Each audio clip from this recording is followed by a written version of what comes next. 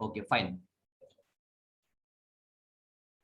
Okay, now we are going to discuss about two cavity klystron amplifier. So which is being used as an amplifier circuit here at microwave frequencies.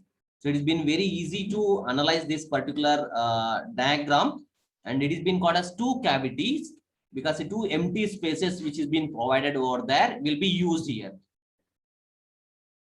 Now for that, two cavities in the sense, first we have to amplify the signal. Okay, so where and how it is being amplified. So I'm going to draw in a simple diagram. See, this is a cathode. This is the cathode. And initially we have a cavity which is being, a pair of cavities being arranged here.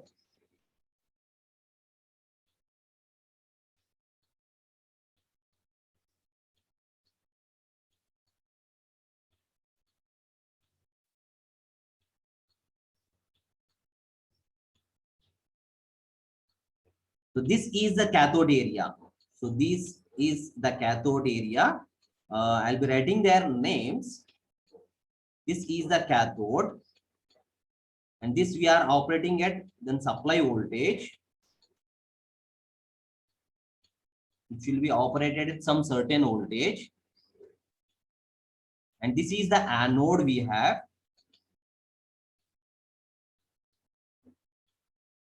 So this is the anode, or we can say that collector, where the signals will be collected over here. It is minus and plus. We have two cavities. As I've said, it has been two cavities. We have a one cavity here, which is being drawn like this. And this is the another one where we are giving an AC supply, which is to be amplified. So the AC supply, which is to be amplified, will be given here, and which is being collected, the amplification one, which is being collected from this cavity. Okay, now it is been another cavity here. So this is nothing but this is called as buncher cavity. This is being called as buncher cavity. Buncher cavity. And here, this is being called as, where it catches the output or amplified, the output will be taken as, it is being called as catcher cavity. And the input is being given like this with this loop. The input is being given and the output is being taken like this. The AC input, which is being amplified, which is required to amplify, will be given here. And the amplified output will be taken from this catcher cavity. And here it is nothing but the cathode, and these are called as focusing electrodes. It is being called as focusing electrode. And this is the supply will be given over here, DC supply and AC supply here. See that this is the DC and this is the AC. Okay, now both will be linear here. And here, bunches will be formed. Let me explain how these bunches are formed over here. It is nothing but bunches, electron bunches. Electron bunches. These are electron bunches. And this is called as the distance between the two cavities. It is being called as drift space. It is being taken as drift space. And you can see that there is a gap over here. This is being taken as gap B. And this is being taken. There is a gap here. It is being taken as gap A. It is being taken as a gap A over here. And here we have electron beam which is being produced here. The electron beam will be produced over here. And this is nothing but the collector, where the signals or electron beam will be collected.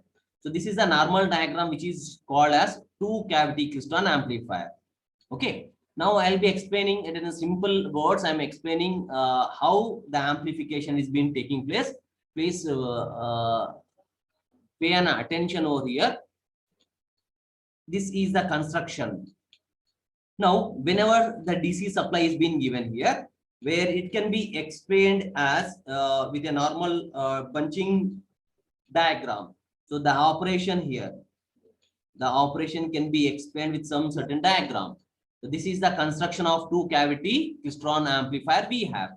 And now with this, I am moving on to the bunches over here, where how the bunches is being formed. I'm going to explain over here.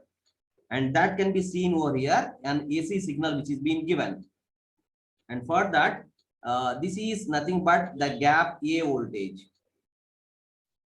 This is the gap A voltage. It's been 0, and it is being given as the gap B. It is nothing but the gap B. What happens in bad gap A and what happens in gap B, we are going to discuss. So this is here. Now this has been of time. So it is being taken time over here. It is being time. Now the AC signal which is to be amplified, I'm giving like this.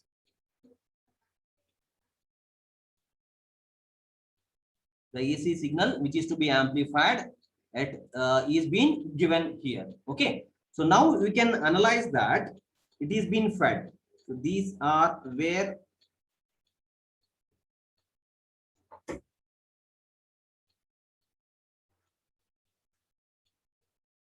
so at different points it is been affecting. We can consider this as X here, and at this particular point we can consider as Y, and this particular point is considered as an Z. Okay, I am explaining what is these 3 points. Okay, these 3 points it can be taken as, so this is the point X over here, and this is the point Y, and this is the point, oh sorry, this is the point X. At the origin it is Y, at this particular point it is been Z. Okay, now this is being center. Okay, so this is the now 1/2 cycle we can say. And now at this case, during this particular AC voltage only, the bunches will be taking place, where there is no bunches here. This shows that there is no bunches. Now here this shows that the bunching will be taking place here. At every this particular cycle, the bunching will be taking place. Here no bunches.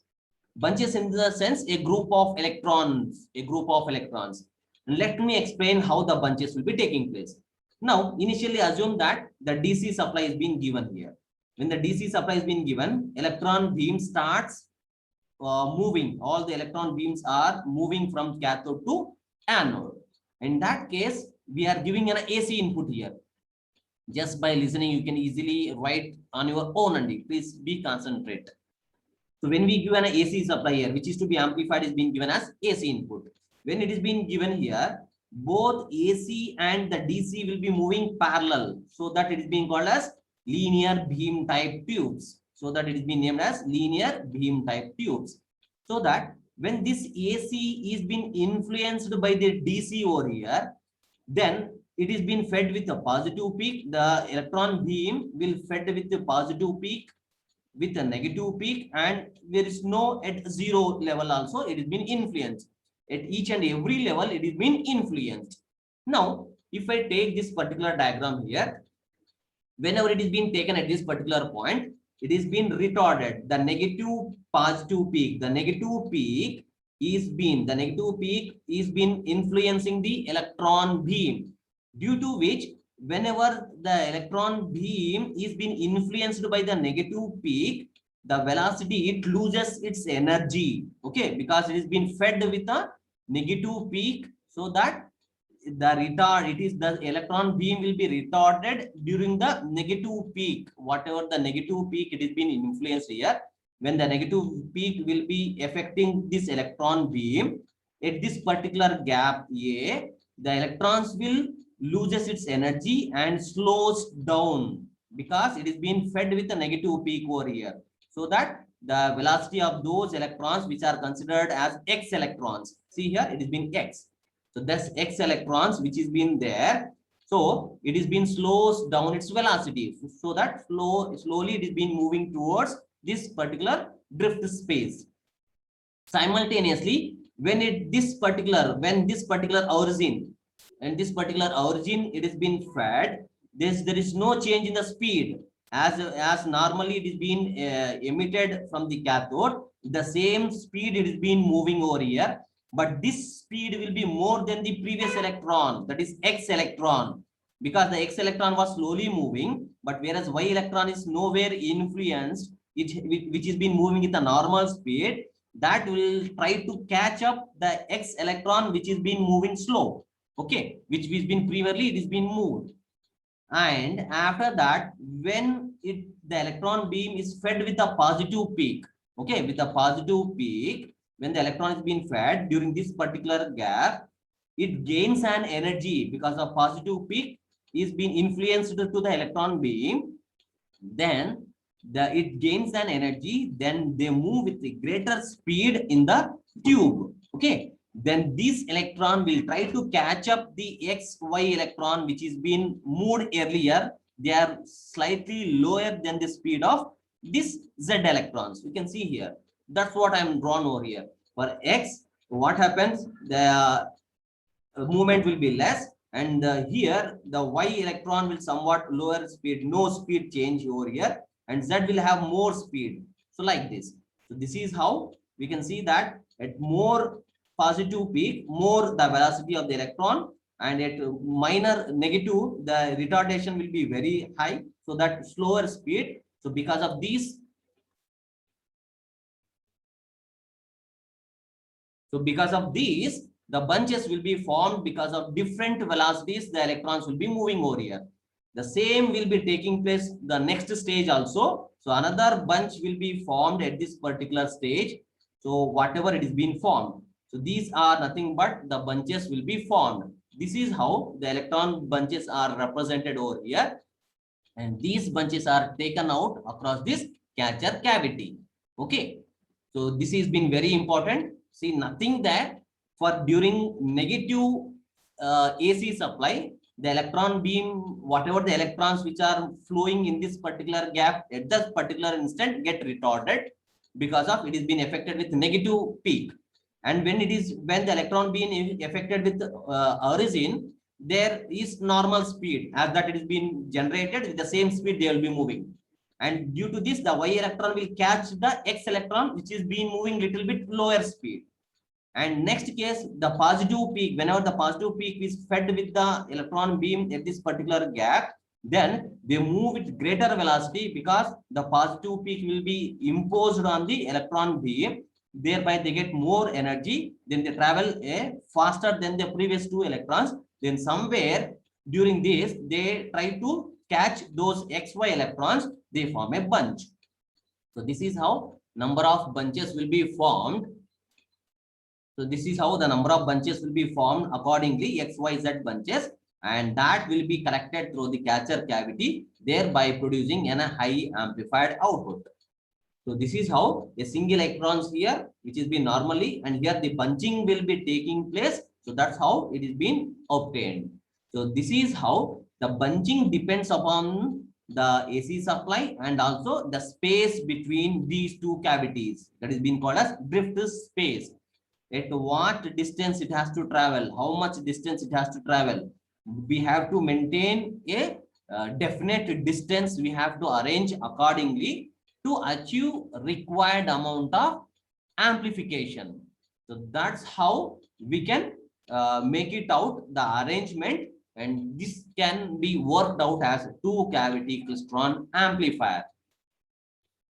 Have you got an idea and how it has been working out?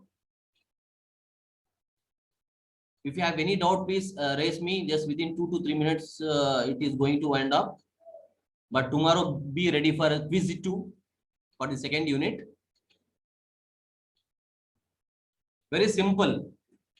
Positive peak, same as enough what we have done in the case of rectifiers of EDC. Okay, so during positive, it gets accelerated. During zero, no acceleration, remains the same. During negative peak influence, it gets decelerated. These three velocities will be different, and accordingly they try to form a bunch before it moves to the gap B. Up to gap B, whatever it has been, the bunches are formed, and these bunches will be taken through the output that has been catcher cavity. So this is how we get an amplified output here. So this is the Major construction and operating functionality. Any doubt, Andy? Please let me know if you have any doubt. It is the first type of two cavity klystron tube which is used as amplifier at microwave frequencies. Any doubt, please let me know, Andy. Am I clear at least? If you do not have any doubt, is it clear?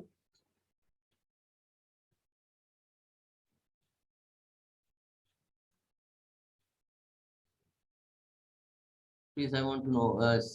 Yes, fine, Andy. Nothing different. I'll be sending you any of the material to you. It's been very simple. If you go through the studies of 2 to 3 paras, so you can write it on your own, Andy. Okay, it's been very simple. In such a simple words I have explained and a simple diagram. Okay, there is nothing complex in this particular topic. Just two cavity klystron amplifier. Next, we have some small derivation how the bunching is being processed and what is the efficiency of this. Okay, there are two derivations we need to discuss related to the two cavity. Then we can move to the reflex klystron. Only 3 topics in the third unit, and two cavity klystron amplifier with the 2 derivations, reflex klystron with the 2 derivations, and magnetron with one derivation, something like that. And by that, we'll be finishing this third unit. It's been very simple, but you have to practice this. Okay, the constructional features, operation. Okay, you have to practice this. Okay, and if you have any doubt regarding tomorrow's exam, you can ask. And please submit the assignments in time. Then I'm going to wind up the class. Okay, it's already 10:30. Please, CR, please send the attendance. Thank you.